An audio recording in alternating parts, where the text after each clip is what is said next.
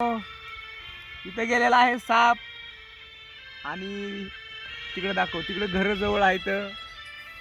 घर जवळ असल्यामुळे आता आम्ही याला पुंगी वाजून बाहेर काढणार आहे. तरी आता याला कसा बाहेर काढतो बघा, लक्ष ठेवा तुम्ही. आता पुंगी चालू आहे. हा, आता लक्ष ठेवा बघा. आता पुंगी वाजवली की साप बाहेर. हा,